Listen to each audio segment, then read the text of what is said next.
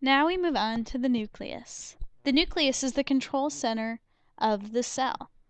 Inside the nucleus, you've got your DNA, either in long, stringy form while it's being read and the cell is normally functioning, then it's called chromatin, or during division, it condenses up and is called chromosomes.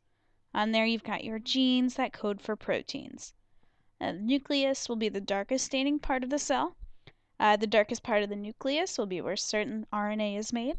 It's a double-layer membrane with pores or holes where RNA made in the cell can leave to go find a ribosome so we can make proteins.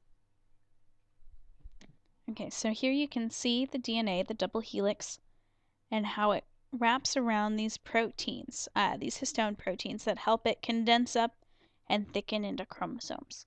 So here it's got to be a little bit open so we can get in there and read it, but during division it clumps up, condenses into chromosomes. Okay, now we're going to go through gene expression.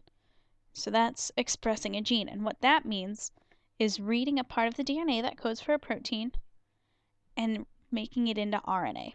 That RNA is sliced up and made into its final RNA product, where it leaves the nucleus and goes to a ribosome.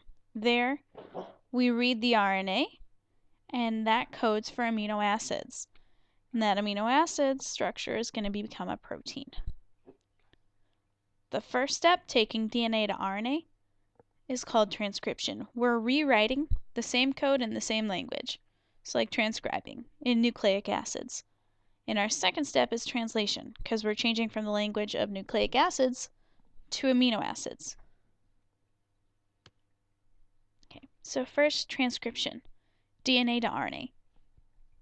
There you have enzymes that open up the helix and you make an RNA. And remember differences between DNA and RNA?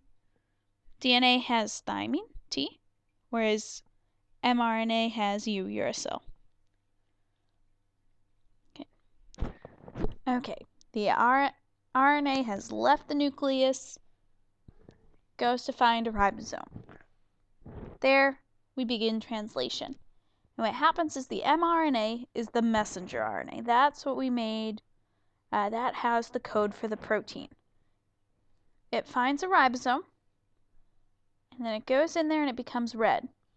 As we move through, tRNA, transfer RNA, brings in amino acids that match up with the mRNA.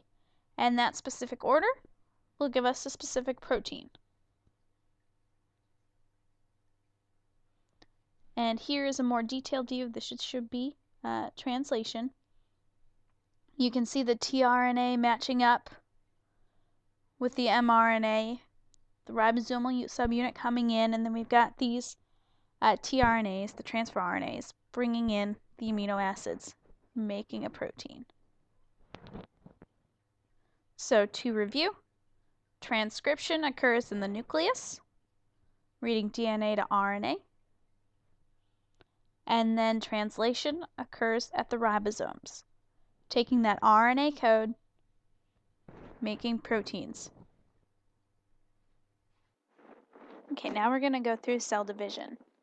Anytime a cell wants to divide and make new cells, it goes through a process called mitosis. The non-dividing phase of cell life is called interphase. That's got 3 parts.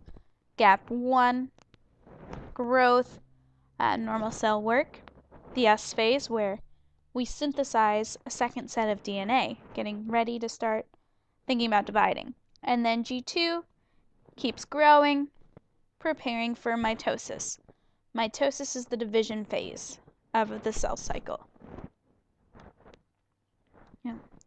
So G1, S, G2, all phases of interphase, the non-dividing portion of the cell. At this time, you can't really see the DNA. It's long, stringy, and spread out. It's chromatin, and it's being read. We're making proteins, the cell is growing. Now we get into mitosis, the phases of division. PMAT, P-M-A-T. First, we've got the P, prophase. Pros are number 1, it's the first phase. So during this phase, you're going to see the DNA that was string-like chromatin condense. It's kind of like a ball of yarn that's winding up. It becomes visible. We can see these dark structures in there. And the nuclear membrane or envelope is going to start to dissolve. You'll also have your centrioles going to the two sides, the poles, and spindle fibers are going to go across. So these are going to hold the DNA in place so we can divide and make sure each new cell gets the same copies of DNA. Okay. Now the chromosomes start to get organized and they line up at the middle. M, middle, metaphase. It looks like a line. And here, those chromosomes are attached to the spindle fibers. They're going to take one copy of each chromosome to each side. Next, anaphase. Anaphase, those chromosomes get pulled, and you can even see how they're pulled at the middle, so the ends are following behind. I like to think of ANA, Anna, like the N is separating the A's, they're going to each side. Anaphase.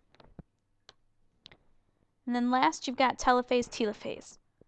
Their chromosomes are to each side.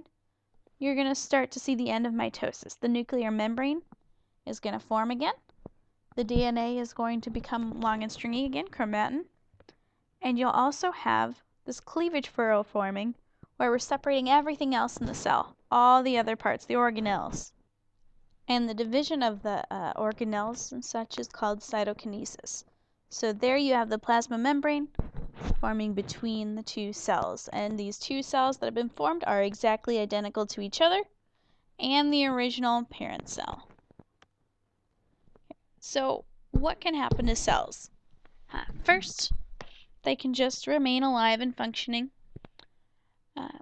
or they can grow, they can go through mitosis again and divide again, or they can die. Okay, so mitosis is the division of normal cells in the body, somatic cells. Meiosis or meiosis is the division of sex cells, egg and sperm. So there, the final product, instead of being identical cells, are 4 non-identical cells. And instead of having your normal 23 pairs of chromosomes, they only have 1 copy of each of the 23. And then they'll combine like egg and sperm together, and you'll have 23 pairs again for a new individual. So here you can see meiosis 1 to meiosis 2, and at the end you're going to have 4 non-identical cells, each with 1 copy of each chromosome. Okay, so as we age, our cells break down. We don't regenerate as quickly or as efficiently. A couple of reasons why. One, free radicals. So there what happens is free radicals can cause thymine dimers. And thymine is one of our nucleic acids at the T. And if a dimer gets in there with 2 parts, then you can't use that part of the DNA anymore. And it's non-functional. The other idea, which is really important, is called telomeres. Telomeres are the ends of chromosomes. It's this long repeating pattern of nucleic acids, TA, TA, TA, TA.